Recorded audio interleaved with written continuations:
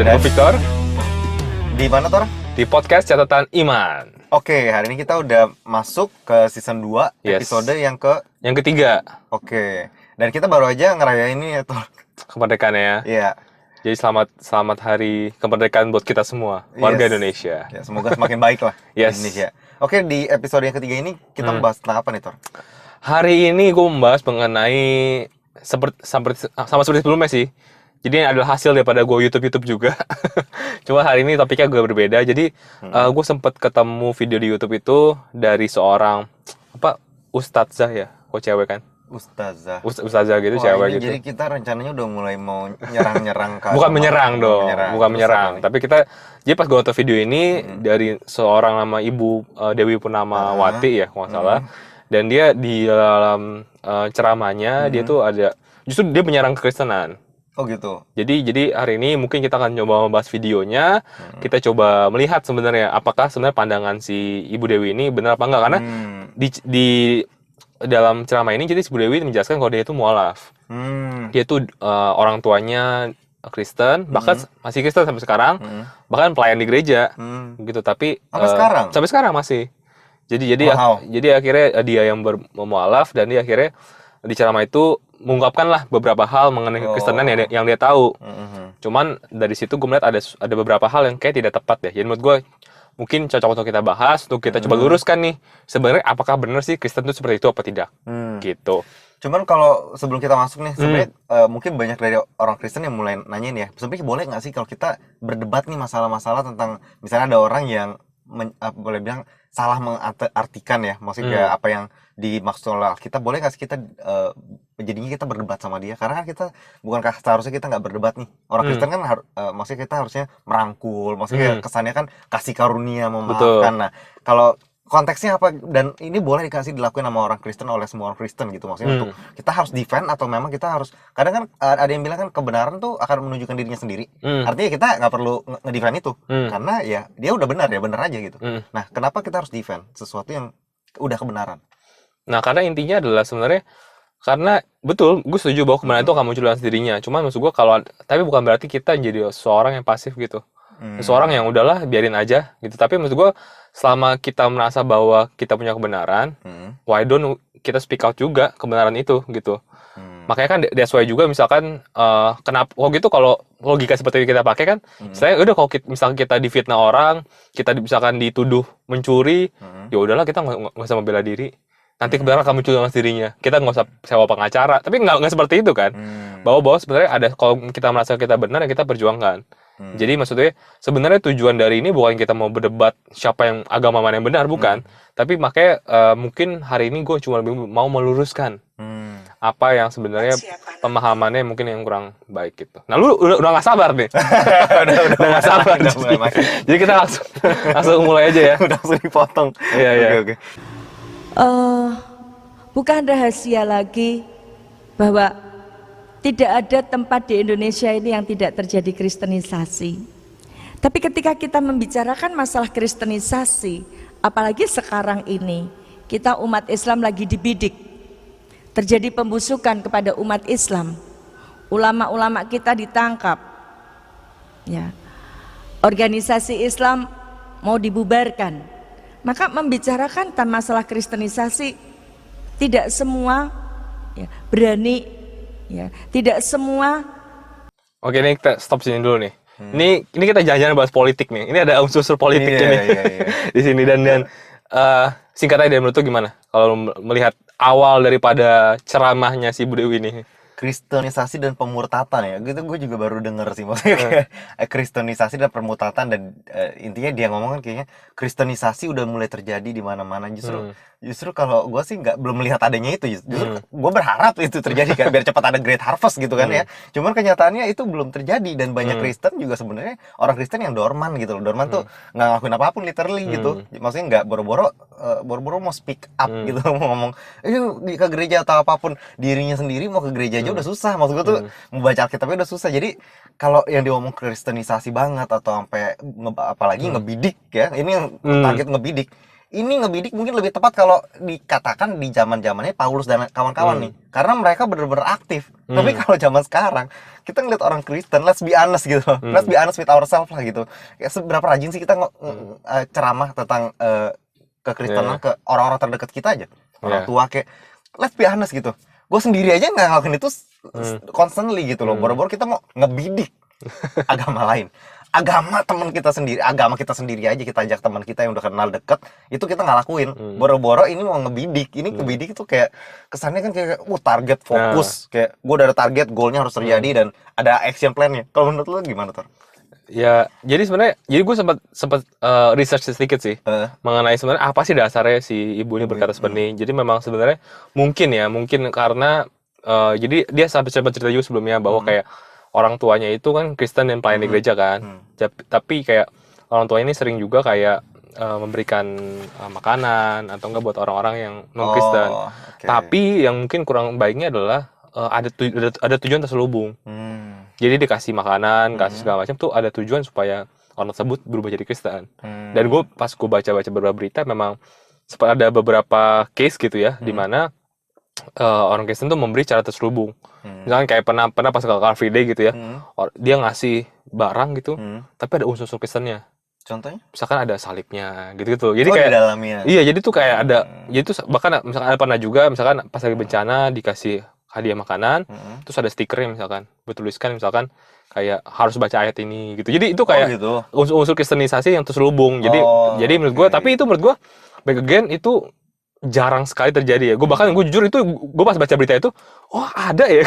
Karena gue sendiri pun nggak pernah melihat hal itu. Tapi balik lagi ke konteks yang ini, menurut gue kayak kan tadi dia ada bahas mengenai sedikit politik ya, mengenai ulama ditangkap, mengenai dibilang apa banyak kayak organisasi Islam dibubarkan. Nah menurut gue ini tidak berdasar ya. Justru menurut gue dari hal ini kita bisa melihat bahwa Bu Dewi ini agak bias. Agak bias kenapa? Karena nggak ada urusan sebenarnya. Kita hidup di negara yang mayoritas Muslim.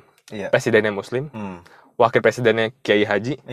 Kapolrinya Muslim. Betul. Justru gue kayak dan hampir di setiap sudut ada masjid sebenarnya. Iya, bahkan MPR yang majority Muslim. Jadi menurut gue kayak nggak ada dasarnya kenapa tiba-tiba ulama ditangkap, organisasi Islam dibubarkan yang salah Kristen. Padahal pemimpinnya semua Muslim. Jadi menurut gue ini agak bias dan di sini gue melihat sebenarnya adanya apa ya, kelihatan dari awal sebenarnya kayak Bu Dewi ini bisa menggunakan apa saja untuk menjurutkan kekristenan sebenarnya. Jadi udah ada biasnya di awal sini sih.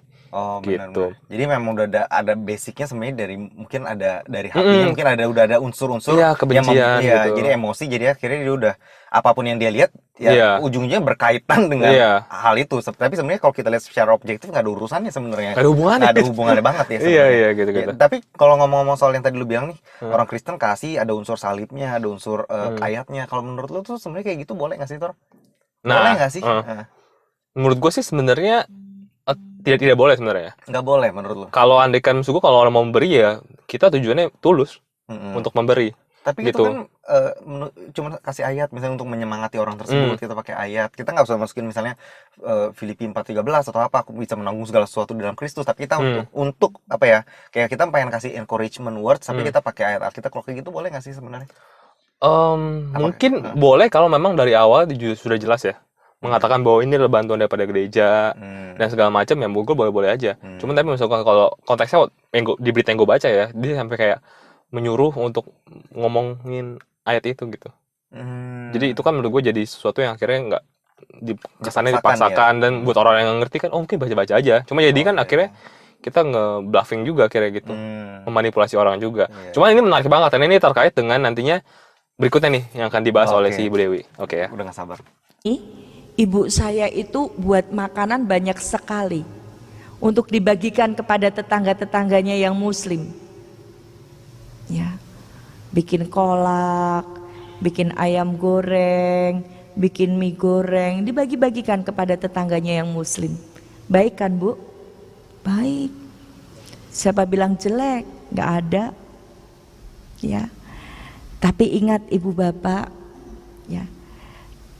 Saya sampaikan walaupun sedikit saya akan sampaikan supaya Bapak Ibu paham, trik kristenisasi itu adalah cerdik seperti ular, tulus seperti merpati, supaya ibu bapak paham ya. Jadi kalau ada orang Kristen berbaik-baik ria sama kita, nah ini cerdik seperti ular, tulus seperti merpati. Ya, ada maunya. Oke, udah stop dulu sih. Nah, gimana Tor pendapat lu? Nah, gue mau nanya dulu nih, karena lu kan sebagai orang yang Bible study nih, kan dia menggunakan, kalau nggak salah nih kitab di Matius kan, ayatnya, Matius, iya. bahwa ya, aku mengirim kamu seperti domba di tengah Iya, serigala, iya. dan hingga kamu harus cerdik seperti ular, dan terus seperti merpati kan.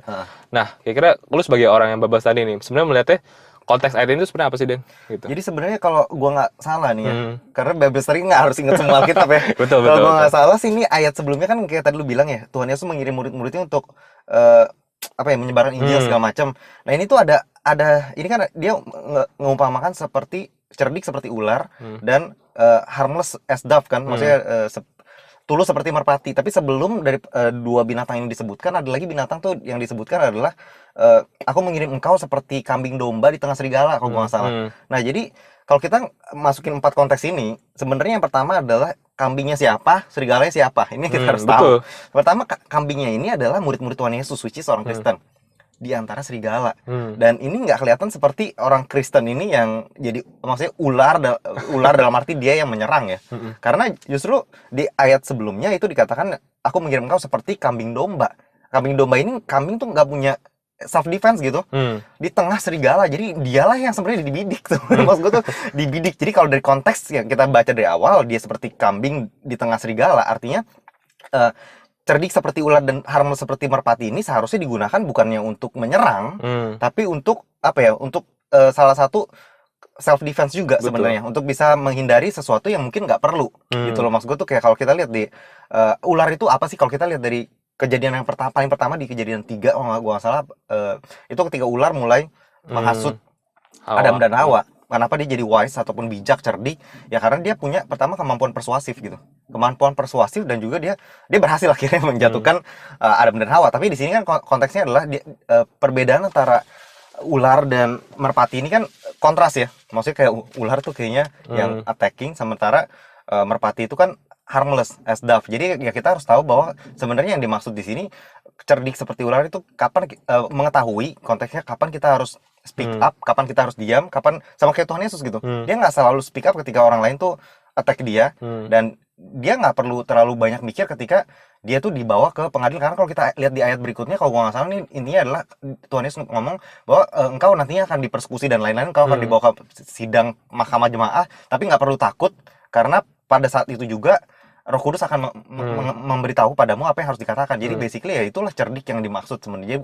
Bukan cerdik dalam arti kita yang menjadi serigala, kita yang mau ngebidik, kita yang mau makan. Tapi sebenarnya cerdik dalam arti kapan kita tahu kapan harus bicara, kapan nggak harus berbicara, kapan kita harus terlibat dalam suatu perdebatan, kapan nggak harus terlibat, dan bagaimana caranya kita nggak harus berada di dalam persekusi yang memang nggak seharusnya kita berada gitu loh. Itu dan yang kedua di sini kan dikatakan bahwa tulus seperti merpati. Artinya apa? Artinya kita biarpun kita harus cerdik, tapi kita juga harus tulus gitu. At some point kita nggak boleh nggak boleh tujuannya untuk menyakiti. Makanya kan ular dibarengkan dengan merpati, karena merpati itu harmless gitu. Makanya dibilang harmless karena dia nggak menyakiti orang lain. Basically gitu ya. Ularnya adalah untuk kemampuan kita untuk mengetahui aja sih. Kalau menurut gua konteksnya adalah untuk mengetahui kapan kita harus berbicara, kapan enggak gitu. Kalau menurut lo sendiri gimana tuh? Gue setuju sih, gue setuju dari lu apa yang lu sebutkan, dan gue kayak ya memang ini tujuannya memang bukan untuk orang, bukan supaya mereka trik ini buat mengkhianati orang, justru ini buat triknya buat mereka, karena kita balik ke konteks sejarah waktu itu kan memang murid Tuhan Yesus, dan Yesus ini kan sedang diopres kan, sudah sedang dikejar-kejar sama orang Farisi, orang Romawi yang mau ngebunuh dia kan. Makanya kenapa dibilang cerdik seperti ular ya, sebenarnya kalau kita lihat Yesus sendiri pun tahu kapan waktu dia harus keluar dari kota tersebut, kota mana yang harus dihindari gitu, karena dia tahu itu belum waktunya. Sehingga menurut gue itu konteksnya cerdiknya. Tulusnya dalam arti saat kita ngebantu orang ya kita ngebantunya tulus. Makanya kita nggak pernah lihat Tuhan Yesus pas sembuhin orang, setelah sembuh kamu follow ya Kristen ya gitu, tapi justru maka sering bahkan bilang pasti nyembuhin jangan bilang siapa-siapa ya gitu. Justru itu kan ketulusan hatinya Yesus. Bahkan saat dia nolongin orang yang ketahuan berzina, dia juga ngomong go out and sin no more gitu. Dia ngomong bahwa kamu harus ikut Harus aku ya, gini ya. sebarin ajaran aku ya, nggak gitu kan. Jadi menurut gue itu tuh ketulusan yang kita bisa di situ. Jadi dan gue bisa melihat juga bahwa dari segi psikologi ya kayaknya si Bu Dewi ini juga apa ya, terkenal namanya generalisasi gitu. Bahwa mungkin hal-hal yang dirasakan dari orang tuanya, Iya. mungkin kita nggak tahu ya, kepahitan itu kan ngebuat dia melihat tuh semua orang Kristen kayak gitu. Which is menurut gue ini pandangan yang nggak boleh dipakai, karena kalau kita pakai logika yang sebaliknya, misalkan kita melihat bahwa misalkan bom Bali gitu disebabkan Abu Bakar Bashir gitu, yang mana orang Muslim, terus kita akhirnya generalisasi nih, wah semua orang Muslim teroris misalkan, itu kan nggak benar gitu, karena nggak semua orang Muslim seperti itu yang dilakukan oleh oknum aja, beberapa bagian kecil gitu. Tapi apa ya, kalau kita gunakan logika itu kan nggak benar. Makanya menurut gua logika si Bu Dewi ini juga salah, dimana akhirnya dia melihat bahwa semua orang Kristen tuh kalau baik pasti ada maunya. Wah ini bahaya sekali. Benar, dan juga kita harus tahu ya ada maunya ini sebenarnya basically ya, kalau misalnya kita pakai basis daripada apa yang dikatakan oleh Bu Dewi, ada maunya itu berbeda dengan ada maunya orang Kristen. Misalnya kita pakai basis dia nih, kita nggak usah di luar konteks dulu.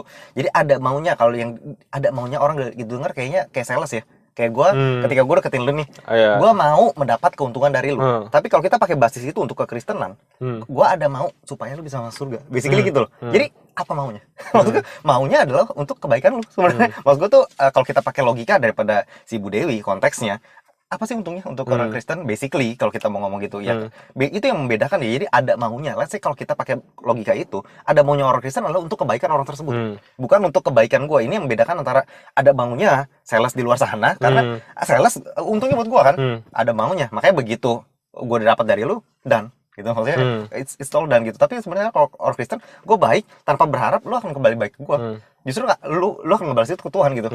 Basically itu ya, kalau kita pakai basis daripada itu. Jadi basically ya, lu mau konteks dari berdasarkan konteks, di luar konteks juga sebenarnya kalau kita basisnya adalah kekristenan, menurut gua nggak ada yang masalah ya. Maksud gua kalau memang untuk kebaikan lu, misalnya lu kasih gua nih 1 M, gua terima gitu. Lu ateis juga nggak apa-apa.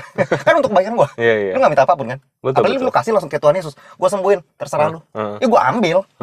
Nggak usah, let's be honest, let's be real gitu. Kalau ada orang baik ke lu kelaparan, ada orang kasih makan, lu nanya nggak? Lu agak apa? Enggak kan? Lu ambil, lu makan gitu. Maksud gue tuh ya, let's be real aja. Maksud gue tuh ya, jangan terlalu, kita akhirnya kadang kalau kita udah nggak suka akan sesuatu, akhirnya kita membeda-bedakan, memisahkan. Gua nggak mau terima dari A, B, C. Sebenarnya ya, menurut gue ya, kita harus cari kesamaannya lagi sih. Kita sama-sama manusia, kita sama-sama butuh pertolongan. Ya ada yang nolong ya kita ambil gitu loh. Ya kita juga menolong orang lain ya, nggak cuma orang Kristen juga gitu. Jadi balik lagi, kita harus cari persamaan daripada perbedaan sih. Gitu kalau menurut gue. Setuju. Oke. Next. Ya, ular itu Bapak Ibu kalau lapar beda sama kucing. Kalau kucing itu kalau lapar ngeong-ngeong kemana-mana begitu. Kalau ular enggak. Kalau dia lapar, dia melingkarkan tubuhnya, hanya kepalanya saja yang didongakkan, lidahnya dijulurkan. Kenapa? Karena di lidah ular itu ada bisa. Fungsi bisa tadi untuk menarik lawannya. Ya. Cerdik seperti ular, tulus seperti merpati. Yang puasa orang Islam, ya, yang puasa orang Islam. Tapi mereka yang mengadakan buka bersama. Oke, kita stop dulu. Kali ini gue nggak gitu ngerti logikanya gimana sih, terus sebenarnya maksudnya kayak apa daya tariknya ada di bisanya gitu. Maksudnya terus juga apa sih maksudnya? Biar gue lebih ngerti gitu ter. Jadi ini memang jadi sebenarnya gue ini adalah kayak si Bu Dewi ini menggunakan ini keluar dari konteks sih. Jadi mengeluarkan ayat ini di konteksnya. Karena ayat tersebut kan sebenarnya cuma bilang bahwa cerdik seperti ular. Artinya yang diambil dari ular tersebut adalah cerdiknya. Ya. Tapi ini udah bisanya ya. Udah mulai cari makannya. Udah mulai bisa. Jadi udah mulai akhirnya. Jadi ini menurut gue adalah satu bagian dari propaganda namanya. Propaganda itu kalau lu nggak tahu adalah suatu kampanye untuk memainkan perasaan seseorang. Jadi kalau zaman dulu kalau pernah inget pas zaman kolonial dulu kan sempat ada kan orang keturunan Cina kan juga kelas sekian lah, kelas bawah kan. Jadi sempat di beberapa restoran tuh bilang anjing dan Cina nggak boleh masuk. Itu udah propaganda gitu, bahwa kayak orang Cina tuh disamakan dengan anjing gitu. Jadi kayak orang Cina tuh kayak najis banget gitu. Nah itu kurang lebih sama seperti propaganda. Jadi kayak kesannya kayak orang Kristen tuh kayak ular, bahaya, beracun. Jadi kayak menanamkan perasaan tuh bahwa orang Kristen tuh seperti ular tersebut. Padahal kalau konteksnya ayat tersebut kan yang diambil adalah cerdiknya saja. Dan menurut gua kayak si Bu Dewi harus tahu apa bedanya cerdik sama licik. bahwa selain tadi kita sampaikan bahwa ini sebenarnya tujuannya buat mereka, bukan buat membidik gitu ya.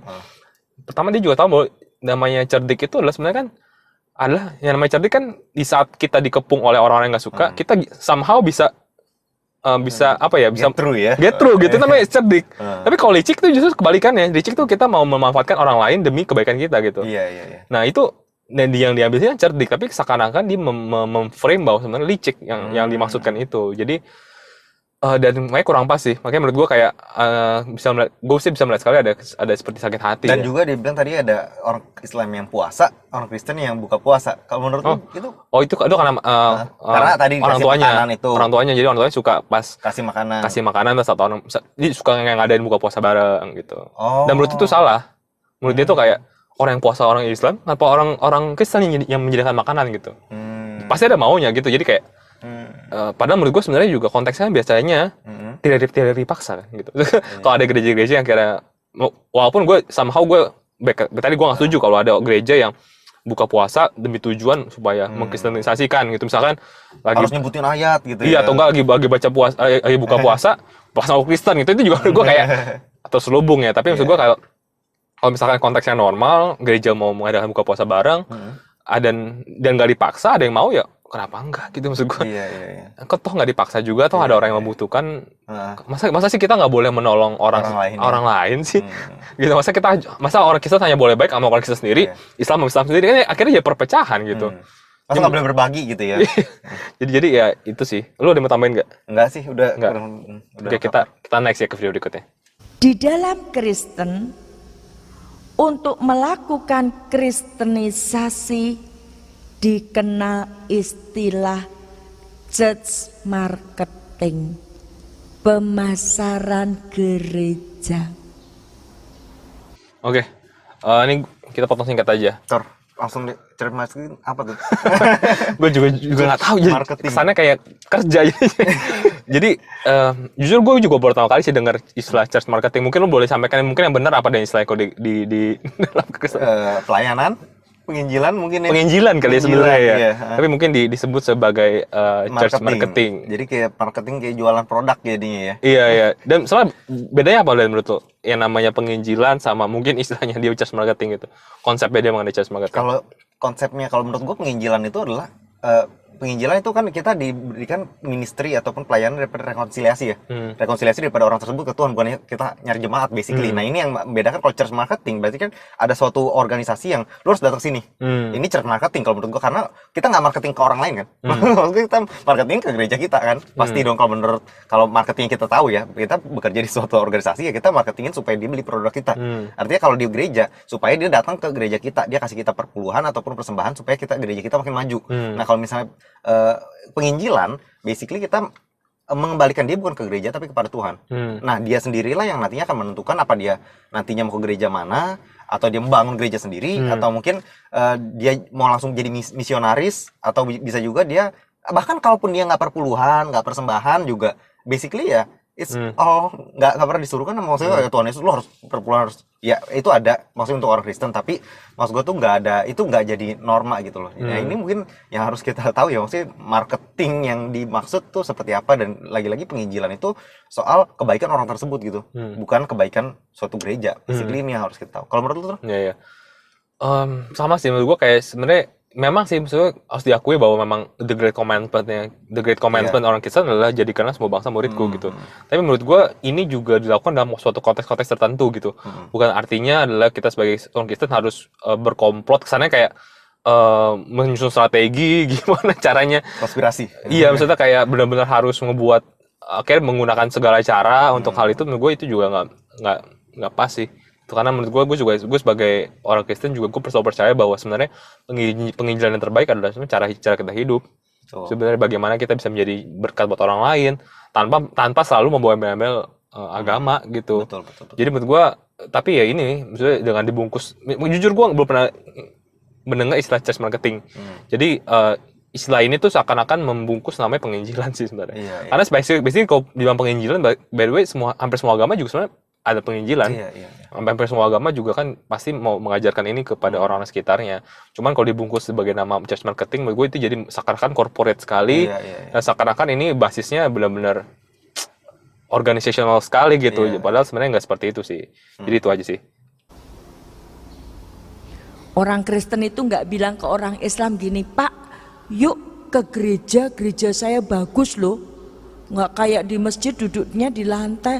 Kalau di gereja itu duduk di kursi, kursinya empuk, pakai AC. Mereka nggak bilang seperti itu.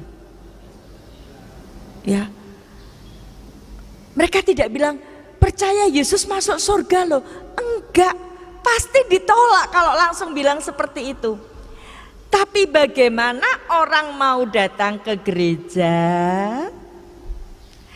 dan nanti disampaikan percaya Yesus masuk surga itu, mereka tidak memasarkan lembaganya, tidak memasarkan ajarannya karena tidak laku. Apa yang dipasarkan? SDM-nya. Tampil peduli. Yang puasa orang Islam, mereka yang adakan buka puasa, peduli kan? Sopan, mangga Bapak Ibu buka puasa. Mereka nggak bilang ayo buka di tempat gereja saya, kalau enggak saya pukul. Enggak.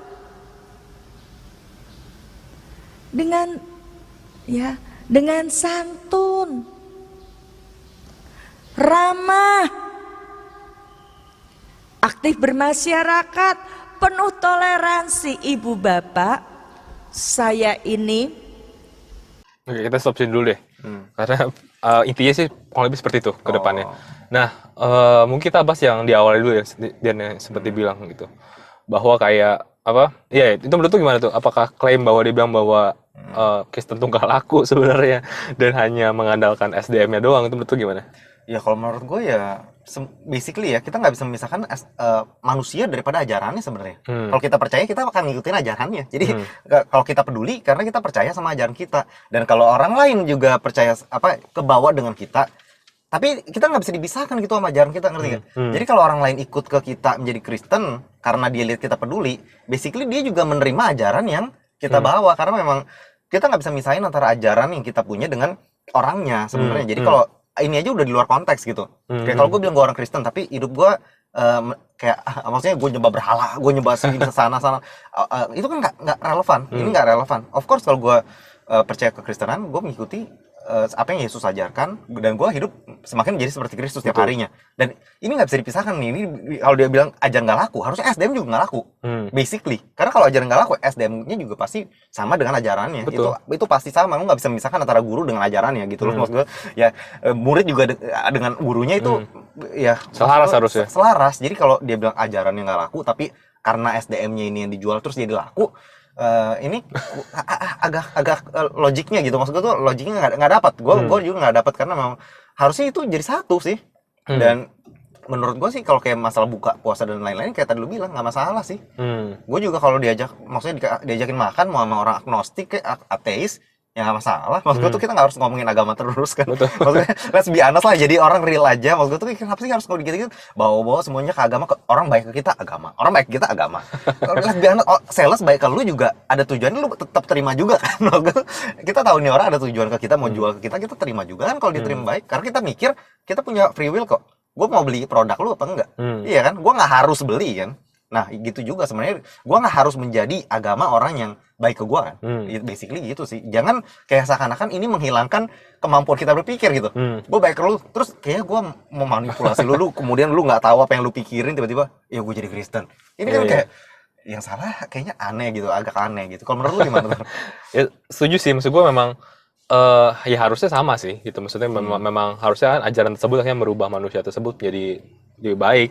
Dan menurut gue gak ada salah sebenarnya hal itu sih. Cuma mungkin konteksnya mungkin si ibu ini ya mungkin lebih ke arah kayak menggunakan sumber daya kayak resources yang lain gitu, kayak kekayaannya demi buat orang masuk ke agamanya dan segala macam. Tapi menurut gue kayak baik lagi konteksnya dia bilang bahwa kayak nggak laku itu menurut gue itu perlu dipertanyakan sih, karena sebenarnya basisnya apa dia bilang bahwa misalkan Kristen itu nggak laku, karena sebenarnya kalau kita ngomong fakta ya agama Kristen nomor 1 di dunia gitu kan, pemeluk terbanyak. Jadi menurut gue kalau nggak laku kenapa bisa sebanyak itu. Jadi balik lagi sebenarnya nggak tahu juga basisnya si Bu Dewi ini apa. Dan menurut gue kayak balik lagi yang gue nggak kurang setuju tuh yang dia akhirnya tuh dibilang bahwa kayak saat orang Kristen peduli, orang Kristen tuh menolong agama lain tuh kayak kesannya jadi jahat gitu. Iya. Karena menurut gue kesannya ini Sesuatu yang baik bisa jadi jahat ya. iya, maksud gue apalagi di tengah-tengah kita tadi bilang merayakan kemerdekaan Indonesia, menurut gue ini salah satu hambatan sih. Karena jadi mengkotak-kotakan gitu. Jadi akhirnya contoh misalkan ada pas waktu misalnya tsunami di Aceh waktu itu. Di mana misalkan Aceh itu kan mayoritas muslim gitu. Apakah artinya orang Kristen nggak boleh ngasih sumbangan gitu? Dan apabila saat orang Kristen kasih sumbangan, apa artinya ada maunya? Nggak tulus kan nggak juga. Jadi menurut gue kayak doktrin-doktrin seperti ini itu menurut gue perlu dihindari sih, supaya nggak terjadi perpecahan. Karena kalau kita balik ke Kristenan, justru ini adalah dasar daripada ajaran Kristen. Karena ajaran Kristen adalah kasihlah Tuhan Allahmu dan kasihlah sama manusia.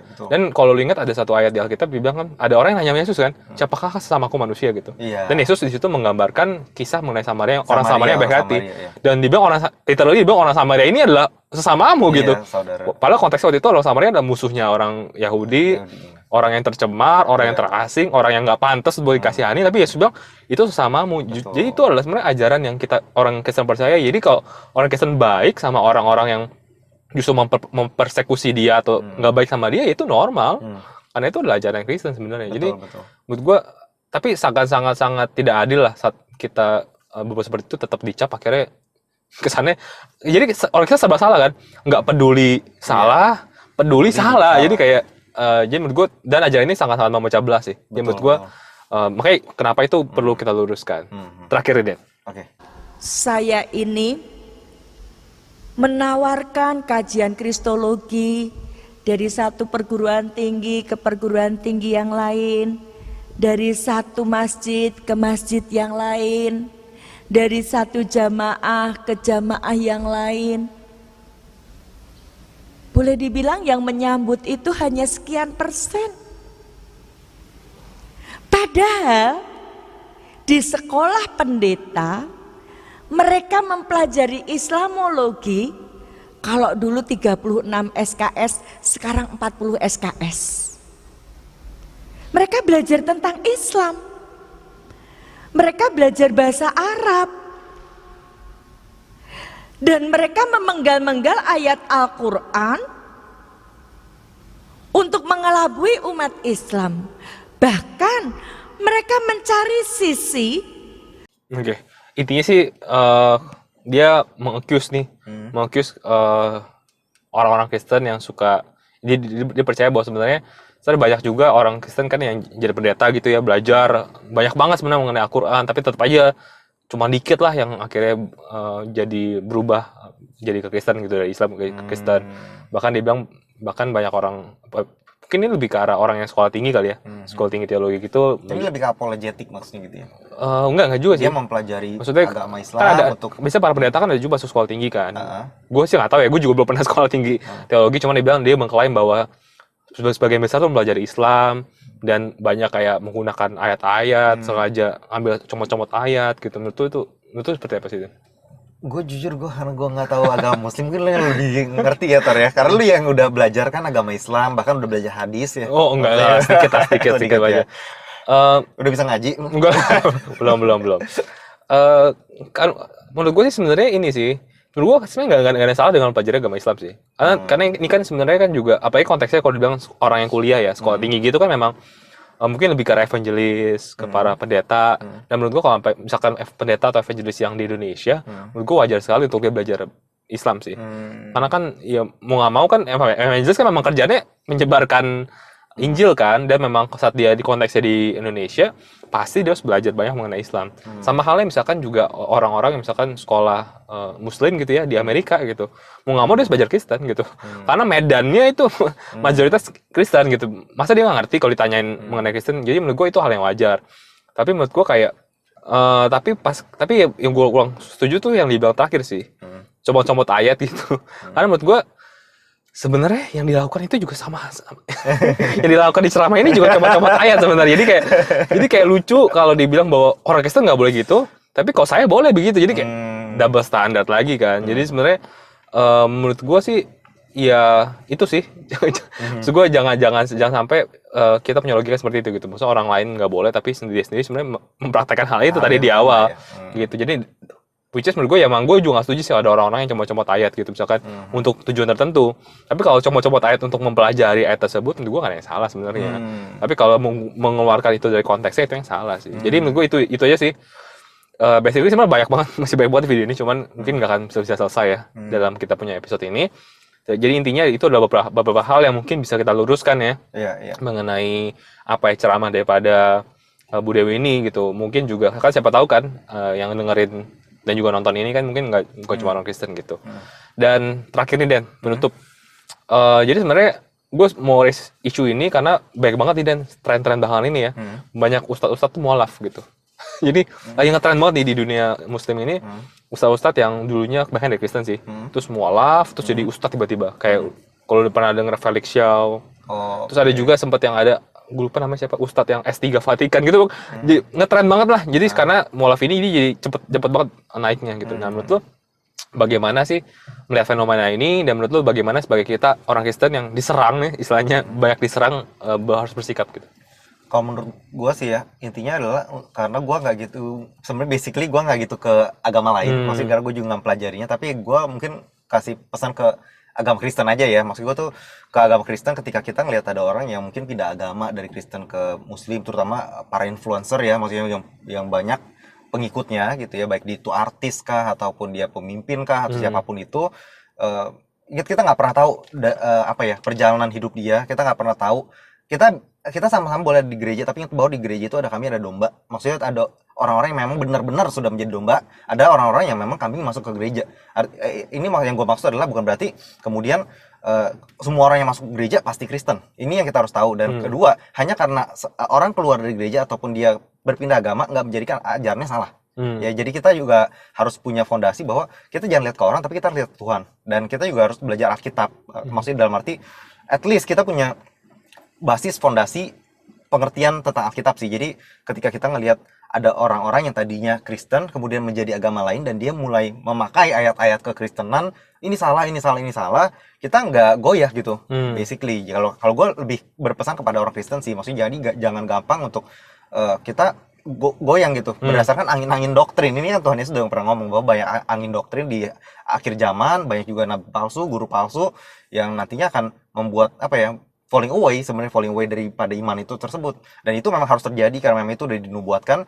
Cuman ya lu nggak mau jadi orang itu. Ya kita harus, kenapa ada orang bisa falling away, karena gue percaya bahwa karena dia nggak punya pengertian yang tepat tentang Alkitab. Basically itu sebenarnya gitu. Jadi ya pesan gue adalah untuk baca Alkitab dan jangan cuma dengar dari pendeta, tapi baca untuk lu sendiri, karena Tuhan mau ngomong sendiri kok. Maksudnya nggak lewat pendeta gitu. Maksudnya kalau pendetanya amit-amit meninggal atau dia misalnya dia pindah agama, mau pindah juga kan nggak juga kan. Itu sih kalau menurut gue tipsnya mungkin lebih ke orang Kristen aja lah. Gue nggak keluar tuh. Mungkin lu yang lebih ke apologetik sih. Apa pesan lu mungkin ke teman-teman di luar sana, bukan cuma non Kristen ataupun sebenarnya ya menurut gue fenomena wajar aja sih menurut gue, karena fenomena seperti ini sebenarnya kenapa disukai gitu, karena saat mendengar misalkan ustadz yang mualaf gitu ya pindah dari Kristen ke Islam, terus orang tuh pada suka denger, kenapa sih gitu kan? Karena saat orang ngedenger itu tuh ada rasa superiority. Wah, lihat nih kan, orangnya pindah agama kan ke agama saya. Gitu ya. Berarti agama saya lebih baik daripada agama situ. Jadi kayak merasa kayak wah, ada rasa kesan bangga. Tapi yang perlu mungkin teman-teman tahu bahwa perasaan tersebut tuh nggak menambah spiritualitas kalian gitu. Bahwa perasaan bangga itu nggak membuat kalian punya hubungan sama Tuhan yang lebih baik, nggak membuat kalian juga menjadi orang yang lebih baik. Betul. Jadi cuma hanya perasaan senang aja gitu. Jadi menurut gue itu bangga aja. Cuma sebenarnya nggak menambah apapun dalam kehidupan spiritual kalian. Jadi menurut gue itu yang perlu kalian tahu sih. Jadi jangan sampai akhirnya juga akhirnya membutakan mata kita. Jadi kayak percaya aja, karena terbukti kan banyak akhirnya juga ustadz tersebut yang ternyata berbohong gitu. Dan kedua adalah menurut gue buat orang Kristen chill aja gitu ya, nggak usah, karena gue jujur pas sama kayak denger tuh kesan ada marah gitu, tapi menurut gue setelah gue responin lagi, ngapain sih marah gitu, karena menurut gue perbuatan-perbuatan seperti ini menurut gue kayak si Bu Dewi kan lumayan ada ujaran kebencian lah ya dalam ceramahnya gitu ya. Dan menurut gue kayak hal-hal seperti ini tuh sebenarnya nggak, menurut gue lebih merusak agamanya sendiri daripada agama orang lain sih gitu.